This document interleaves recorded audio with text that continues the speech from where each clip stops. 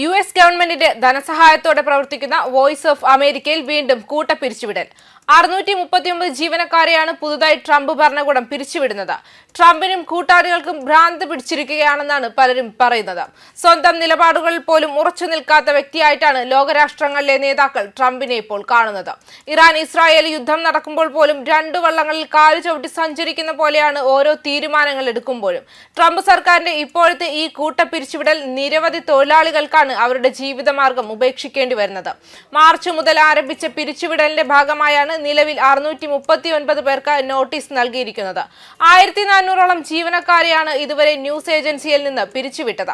March മാസത്തിൽ കരാറടിസ്ഥാനത്തിൽ ജോലി ചെയ്യുന്ന ഉദ്യോഗാർത്ഥികൾക്കായിരുന്നു ഇമെയിൽ വഴി പിരിച്ചുവിടൽ സന്ദേശം എത്തിയത്. മാർച്ച് അവസാനത്തോടെ പിരിഞ്ഞു പോകണമെന്നാണ് അറിയിപ്പാണ് മെയിലിൽ ഉണ്ടായിരുന്നത്. ഇത് വലിയ പ്രതിഷേധങ്ങൾക്കും വിമർശനങ്ങൾക്കും കാരണമായിരുന്നു. എന്നാൽ ഭരണകൂടം ഇത്തരം നടപടികളിൽ നിന്ന് പിന്മാറാൻ തയ്യാറായിട്ടില്ലെന്ന് മാത്രമല്ല, പിരിച്ചുവിടൽ നിലവിൽ തുടരുകയാണ്. വോയിസ് ഓഫ് അമേരിക്കയുടെ തൊഴിലാളികളിൽ ഭൂരിഭാഗവും കരാർ തൊഴിലാളികളാണ്.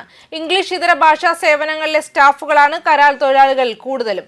പല കരാറുകാരും US പൗരന്മാരല്ല. പിരിച്ചുവിടൽ തുടരുമ്പോൾ അവരിൽ ഭൂരിഭാഗവും സ്വന്തം നാടുകളിലേക്ക് മടങ്ങേണ്ട അവസ്ഥയാണ്.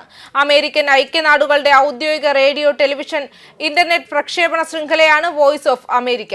1942 രണ്ടാം ലോക മഹായുദ്ധകാലത്ത് നാസി പ്രചാരണത്തെ ചെറുക്കുന്നതിന് വേണ്ടി ജർമ്മൻ ഭാഷയിലാണ് ആദ്യമായി പ്രക്ഷേപണം ചെയ്തത്. അതേസമയം എന്ത് ചെയ്താലും തനിക്ക് സമാധാനത്തിനുള്ള നൊബേൽ സമ്മാനം കിട്ടില്ലെന്ന പരിഭവം പറഞ്ഞ് American president Donald Trump. India Pak സംഘർഷം പരാമർശിച്ചാണ് ട്രംപിന്റെ പ്രതികരണം. ഇന്ത്യയും പാകിസ്ഥാനും തമ്മിലുള്ള യുദ്ധം അവസാനിപ്പിച്ചാലും തനിക്ക് സമാധാനത്തിനുള്ള നൊബേൽ സമ്മാനം ലഭിക്കില്ലെന്ന് ട്രംപ് പറഞ്ഞു. ഇന്ത്യയും പാകിസ്ഥാനും തമ്മിലുള്ള യുദ്ധം നിർത്തിയാലും എനിക്ക് സമാധാനത്തിനുള്ള നൊബേൽ സമ്മാനം ലഭിക്കില്ല. ഞാൻ എന്ത് ചെയ്താലും എനിക്ക് സമാധാനത്തിനുള്ള നൊബേൽ സമ്മാനം ലഭിക്കില്ല എന്നും ട്രംപ് വ്യക്തമാക്കി. പാകിസ്ഥാനുമായുള്ള ശത്രുതയുടെ ഒരു ഘട്ടത്തിലും US ഭരണകൂടവുമായി ചർച്ച ചെയ്തിട്ടില്ലെന്ന് പ്രധാനമന്ത്രി മോദി പറഞ്ഞതിന് പിന്നാലെയാണ് ട്രംപിന്റെ പ്രതികരണം. ഇന്ത്യയും പാകിസ്ഥാനും തമ്മിൽ സംഘർഷം നടന്നപ്പോൾ ട്രംപ് നടത്തിയെന്ന് അവകാശപ്പെടുന്ന നയതന്ത്ര ഇടപെടലും നിർണായക നേതൃത്വവും ചൂണ്ടിക്കാട്ടിയാണ് പാകിസ്ഥാൻ ട്രംപിനെ നൊബേലിന് നിർദ്ദേശിക്കുന്നത്. താൻ നോബൽ സമ്മാനത്തിന് അർഹനാണെന്ന് ട്രംപും കഴിഞ്ഞ ദിവസം പ്രതികരിച്ചിരുന്നു. എനിക്കത് 4 or 5 തവണ നൊബേൽ പുരസ്കാരം ലഭിക്കേണ്ടതായിരുന്നു. അവർ എനിക്ക് സമാധാനത്തിനുള്ള നൊബേൽ സമ്മാനം നൽകില്ല, കാരണം അവർ അത് ലിബറലുകൾക്ക് മാത്രമേ നൽകുന്നുള്ളൂ എന്നായിരുന്നു ട്രംപിന്റെ പ്രതികരണം. ന്യൂസ് ഡെസ്ക് കർമ്മ ന്യൂസ്.